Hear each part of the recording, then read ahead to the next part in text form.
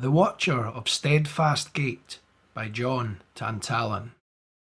Today is the 1st of December 2019. 20 years ago this very month, something strange occurred on a remote path on an Edinburgh walkway. Stedfast Gate officially opened in 1983 to commemorate the anniversary of the Boys' Brigade.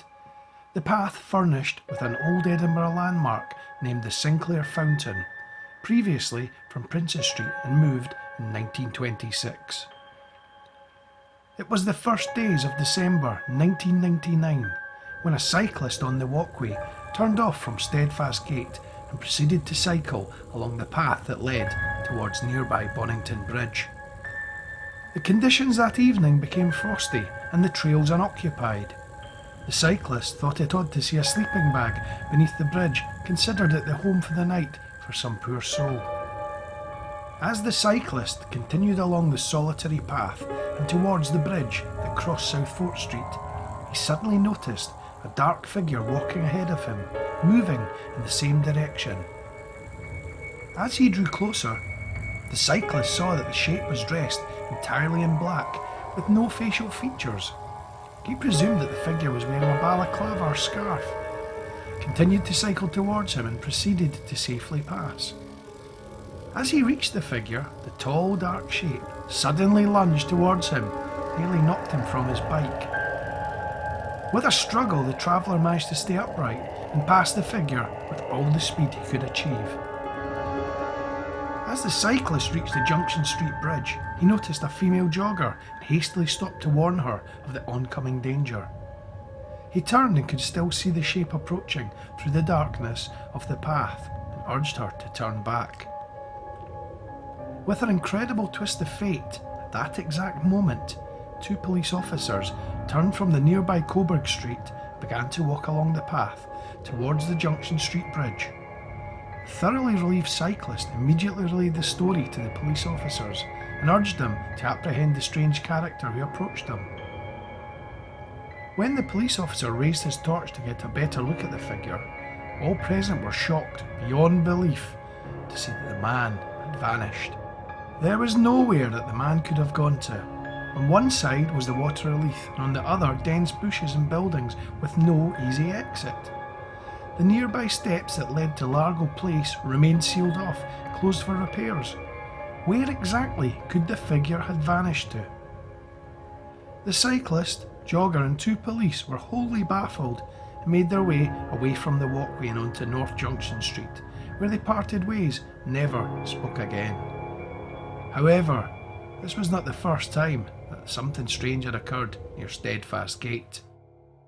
In the summer months of 1994, a dog walker from the Warriston area named Elaine, while out walking that evening, stopped to take in the sound of the fireworks from the opening of the Edinburgh military tattoo. Elaine was alone with her dog Duke that night and quite happy in the familiar setting of the Stedfast Gate walkway. She stood by the water of Leith and took in the fantastic early evening fireworks display. Although 9 o'clock at night, the sky was still light and the path deserted from other walkers and travellers.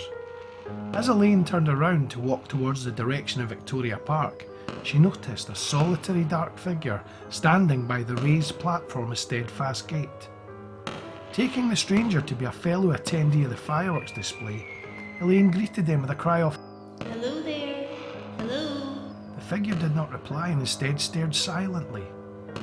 The lone woman walked from the path with her dog. Elaine became alarmed as the stranger in black continued to stare at her as she walked towards the park. As the lone dog walker passed the entrance to Stedfast Gate, the woman was terrified to see that the stranger in black had vanished. In the spring of 1991, a couple from the Trinity area by the name of Mr. and Mrs. Saunders walked the path towards Stedfast Gate that afternoon with their grandson, Lewis. The couple pushed the child's buggy past Stedfast Gate and along the walkway towards North Junction Street. The previous week at that same spot, Mr. Saunders had spotted a shop till lying on the grass directly below the North Junction Bridge. He thought nothing of the matter, but at the back of his mind imagined it to contain the cash from a bungled robbery. This week, however, the till had vanished, but in its place was a single shopping bag behind a tree. The carrier bag, emblazoned with the familiar logo of Edinburgh Capital Meat Centre, sat there tucked away. Mr. Saunders could not resist the temptation, and although his wife protested, approached the bag and removed it from behind the tree. The contents of the bag were substantial, and although packed with bubble wrap, something heavy sat within. The curious Mr. Saunders wrestled with the tightly wrapped package, imagining the materials to contain last week's loot from the till. His wife hesitantly watched as her husband shook the plastic bag repeatedly. With each persuasion, the contents moved closer and closer to the entrance of the pack. Then, with a mighty push, the contents rolled from the plastic and exited the bubble wrap packaging. To the horror of the couple, the discarded wrapping revealed an old and rotten, severed human head. Immediately, the couple retrieved their unaware grandson and ran from the scene of the hideous find as fast as possible. The couple phoned the police from the nearby Up the Junction cafe and waited from the Junction Street Bridge to confirm the hideous find. The police arrived with dogs but could not find anything that day. Mr. Saunders even phoned a friend from Fetty's police station, but the answer was a very much negative on anything sinister from the reported area. The shocked couple made their way back to their home in Trinity that afternoon. After dropping Lewis off, they climbed the steps to their house and were both completely stunned to see a plastic carrier bag sitting outside their front door. The mud-covered carrier, emblazoned with the words Capital Meat Centre, sent a shiver down their spine. The couple slowly ascended the final steps to their property, with an eye on the hideous plastic bag.